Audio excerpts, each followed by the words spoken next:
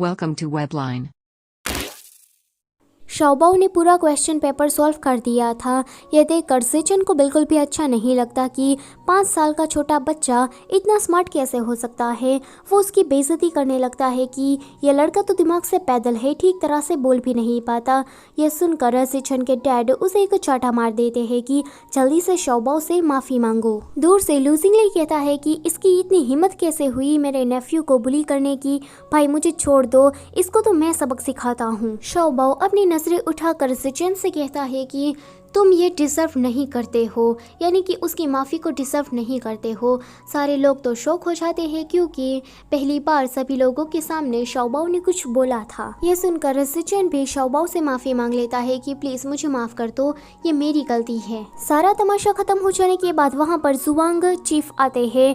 वो रिश्ते में निंगशी के अंकल लगते हैं, पर उसका रिश्ता लू फैमिली के साथ भी है।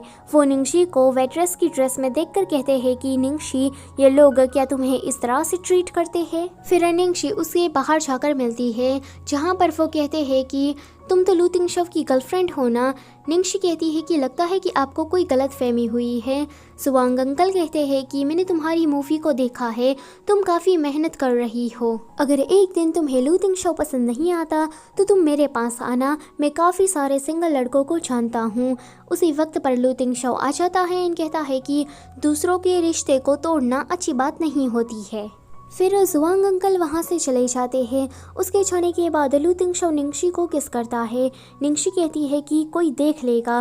लू तिंगशव कहता है कि देखने दो। निंगशी कहती है कि अगर तुमने ऐसे ही किया तो मैं तुम्हें बाइट कर लूँगी। लू तिंगशव कहता है कि मैं कब सबको बता सकता हूँ कि तुम मेरी हो।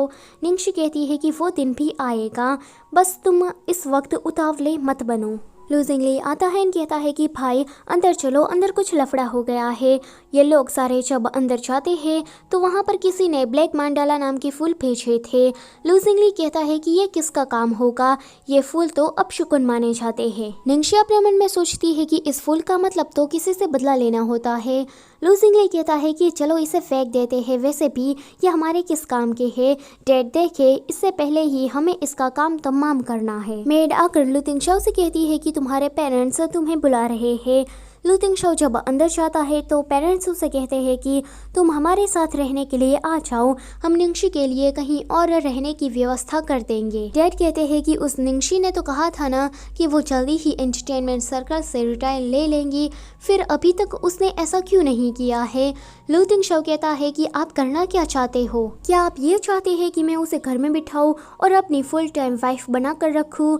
ये दोनों ही कहते हैं कि फुल टाइम वाइफ। डैड कहते हैं कि जियाओ की फैमिली का बैकग्राउंड बहुत ही ज़्यादा अच्छा है और जियाओ निंगशी से काफ़ी ज़्यादा टैलेंटेड है, तो तुम उसे क्यों पसंद नहीं करते। लू तिंगशव कहता है कि मैं निंगशी के सामने स्ट्रॉन्ग दिखना चाहता हूँ। ये सुनकर ये दोनों ही चुप हो जाते हैं। लू तिंगशव वहाँ से चला जाता है। उसके जाने के बाद डैड कहते हैं कि ये उस लड़की को आखिर में इतना क्यों पसंद करता है। बाहर आकर लू तिंगशव से निंगशी पूछती है कि तुम्हारे पेरेंट्स ने तुमसे क्या कहा, तो लू तिंगशव उसे सब कुछ बता देता है। फिर वो उसे कहता है कि अगर तुम प्रेग्नेंट हो गई तो मेरे पेरेंट्स तुम्हें अच्छी तरीके से ट्रीट करेंगे। तुम पहली एंड आखिरी लड़की हो जिसे मैंने टच किया है। 5 साल पहले उस लूजिंगली ने मुझे ड्रग्स दे दिया था एंड शाओबाओ पैदा हो गया था, पर अब हम होश में हैं। इतना कहते ही वो उसे किस करता है। अगले सीन में हम देखते हैं कि निंगशी जियांग मुए के साथ थी।